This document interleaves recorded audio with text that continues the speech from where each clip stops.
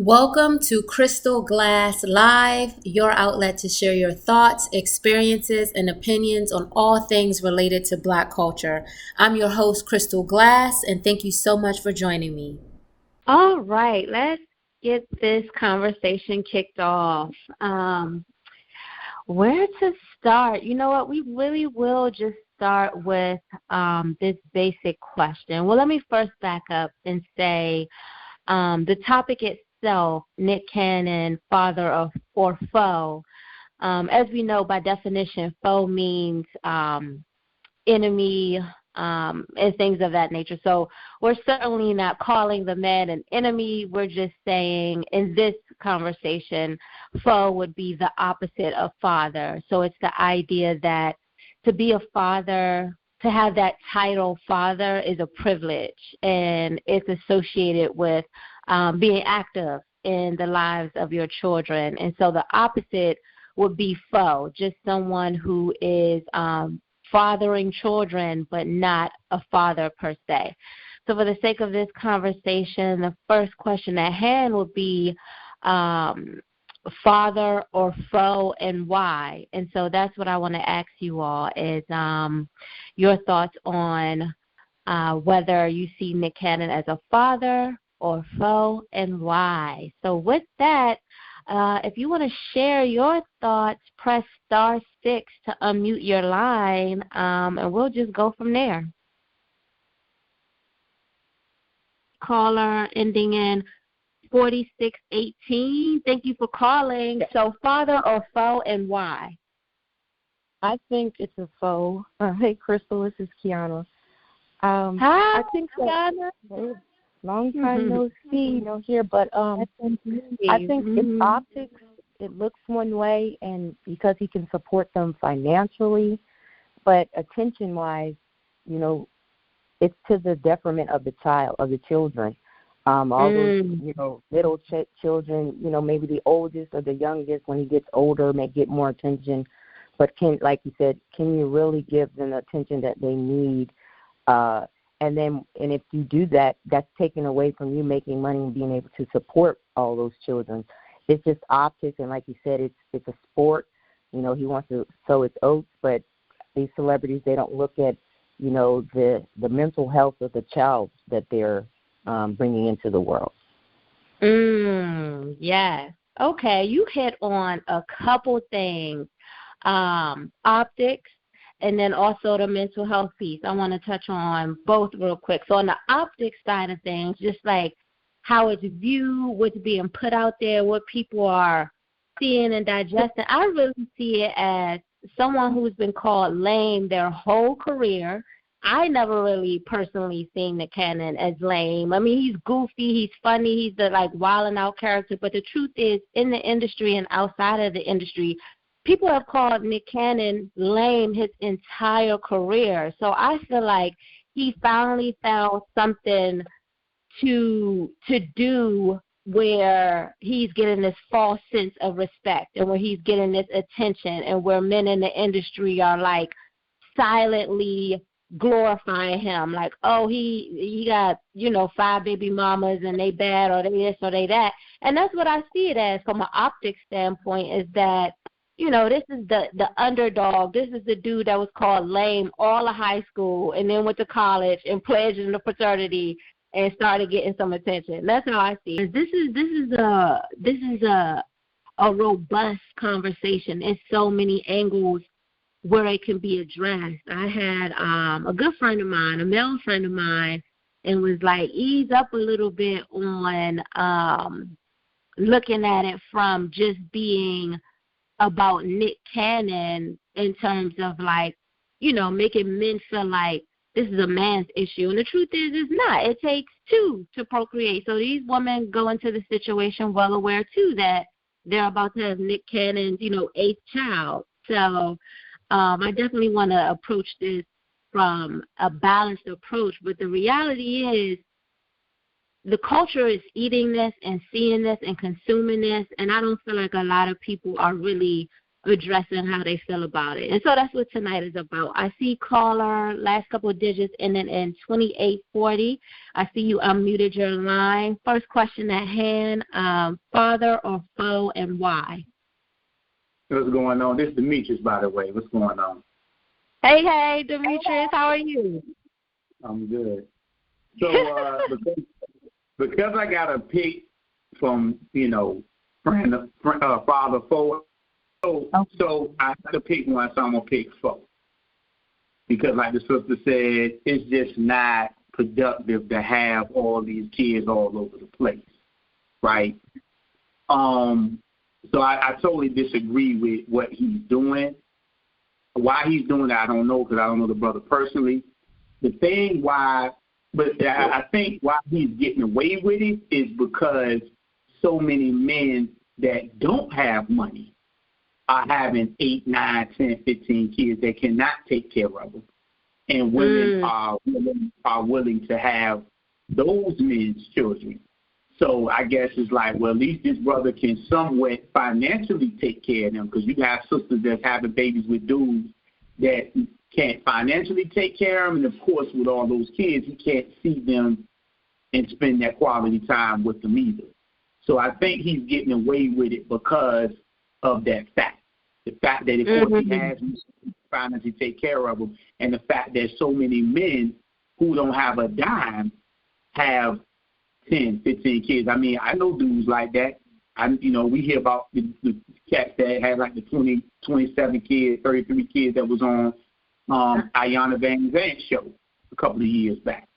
So we know what these dudes have these multiple children, and they don't have a dime. So I think that's why he's basically, getting away with it, or somewhat getting a nod, And to what you was touching on, quiet is kept. Women want to have children. Women want to have children, and women, they don't want to admit it, but they know that they may end up having children in a situation that, like you said, the optics, or the sister said, the optics don't quite look correct.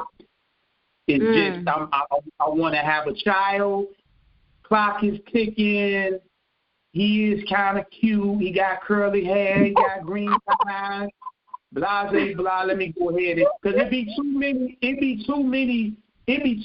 dudes that be disappearing after, like, the baby was born. Like, you just find out these dudes, like, soon as all this intuition that sisters have, and all this, gaydar, and all these little things that women can pick up on, but they don't pick up on anything until after the baby. For real. So it's a couple little things that's going on with it. I can run my mouth, so I'm in it right there. No. I heard all of that, and you did hit on a lot, and that is the truth. Like, and people do ask some of those questions, like, how y'all break up right after the baby? But the fact is, there's no one scenario. There is a such thing called breakup babies, where like people be on that cusp of breaking up, and procreation happens. They're not using protection, and then there's the case of where a woman could think a man is a certain type of man, intuition and all, but when that baby comes, if a man don't rise to the occasion, a lot of women are like, listen, like, you were what Lizzo said years ago? Men are great till they gotta be great. Like, that was more than a hot little lyric. That was like, for real, like, as women, we do see men in a light sometimes of being great until a situation comes about, and it's like, oh, is that how you handle it? So that's just to address that piece that you mentioned about, coming across people, especially in our age group, where, you go on their page and you look at their maternity shoots and it's just them, or you look at the newborn baby and it's just them. The man is absent and not present. And so I say that to say, it's a lot of situations on both male and female side. No real finger pointing, but the big picture is we gotta get more intentional about the Black family structure in our households. Like, too many of us grow up in broken households, and the reality is, other households, it's not that they're better; they just have a serious intention about being one, having oneness. Like that idea that we heard growing up, like, oh, we're staying together for the kids, like, other cultures really do that. Like, they really do that. They could hate each other guts, but they really do try to create a solid household and a solid upbringing for their kids, and that's something that we lack. And then the last piece before I turn to some callers, I see you all are unmuting your line. The last piece, while I have you, Demetrius, from a man's perspective, I just want to hear like a real perspective on how men treat other men when they know they are a deadbeat dad. For example, I know firsthand, I've seen in other cultures where the men are not like really accepted, you know what I'm saying, in certain social circles, and they're not really welcomed when people know that they have children that they're not taking care of. Like, it's more of an understanding that if you have children and you're not taking care of them, the other men in the culture, I feel like, address that. The families address that. It's not really swept under the rug how it is in our culture on a massive level. I feel like, you know, men are bonding with other men who they know have children, and they're not even being fathers to their children.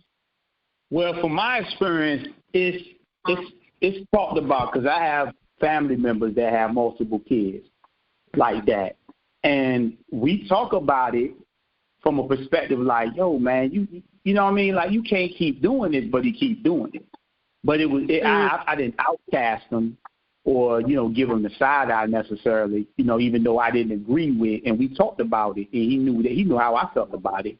You know what I mean? But at the end of the day, you know, you a grown man and you do what you do.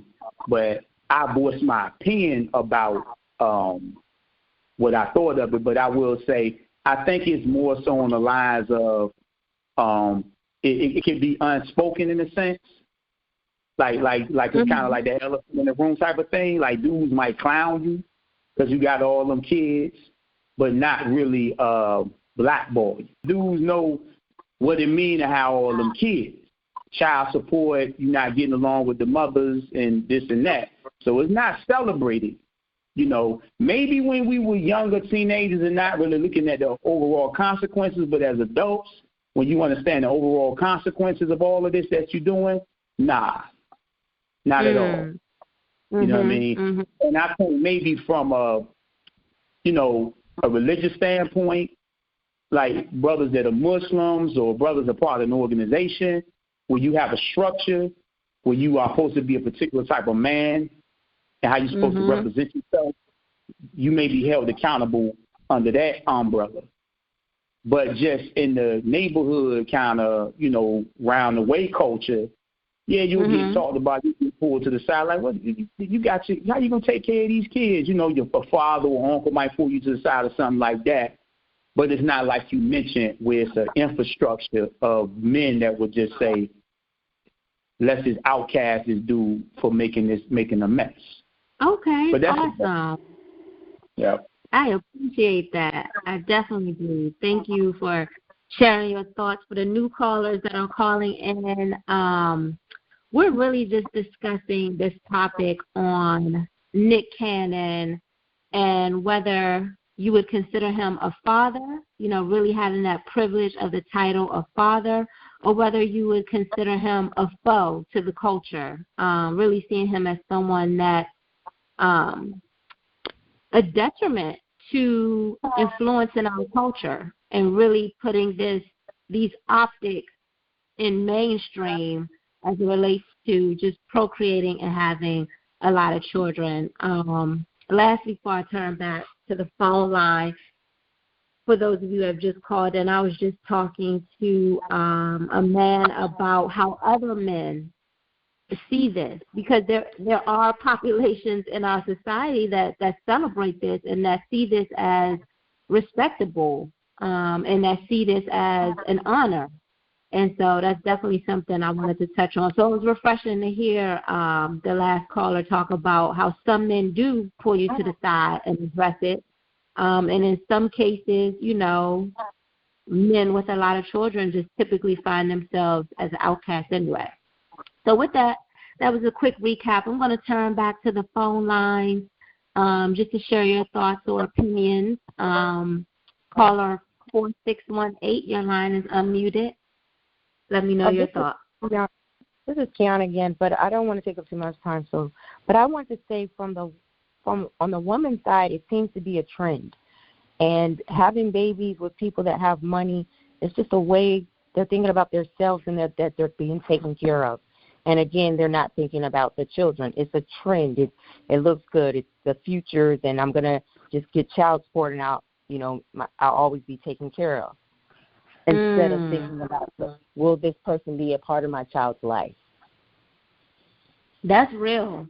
That's very real. And I mean, that's something that's not uncommon either. We know that there are women that, have trap babies, have babies in hopes of trapping a man who's either well established or a celebrity or an athlete. So we know that's very real too. I'm glad you mentioned that. I just feel like as a culture, we're starting to normalize this idea. Only in our culture. You're not seeing it anywhere else. You're not seeing, even with Drake, this was a couple years ago now, but I feel like his album cover was like the little emoji of like 20 different women just all pregnant, and it was just like the message we're sending to our culture and how we're degrading the beauty of pregnancy and degrading the beauty of having a mother and father present in a child's life. And I think something you hit on, Kiana, a couple of times is, are people really thinking about the child, or is it really just a self-serving, like trying to either lock someone in because of their celebrity status or their money status?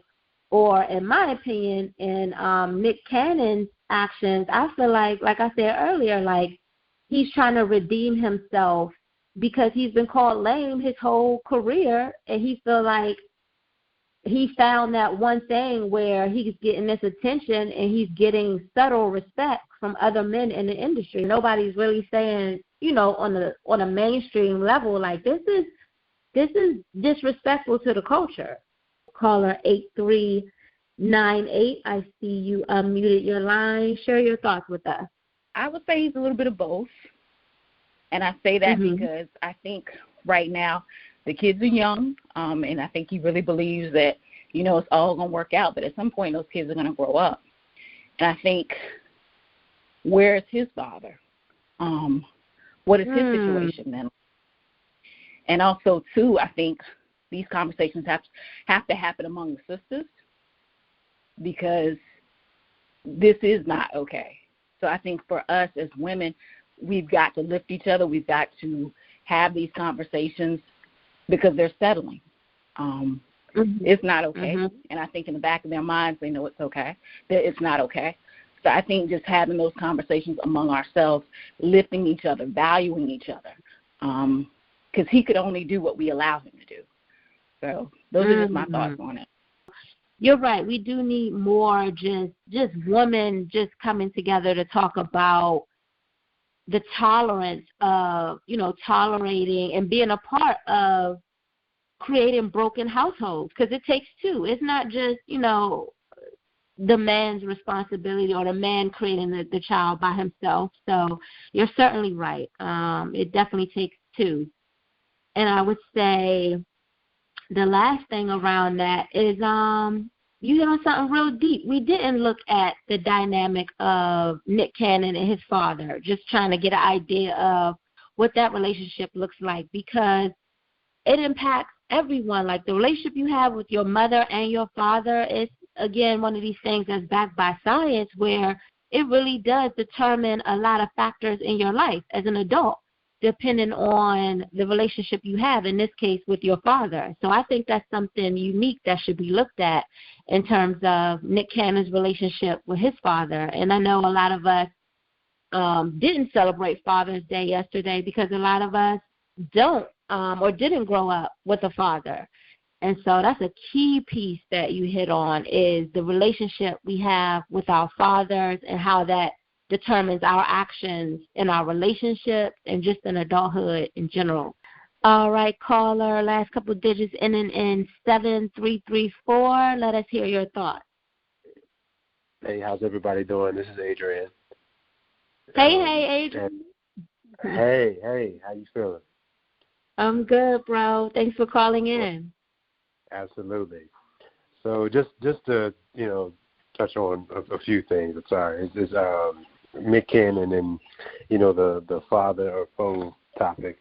I mean, me personally, I can't speak for anyone else, but like I have a lot of emotions and feelings about it, but I really don't have an insight to that man's life. I don't know what he's capable of or what he's not capable of.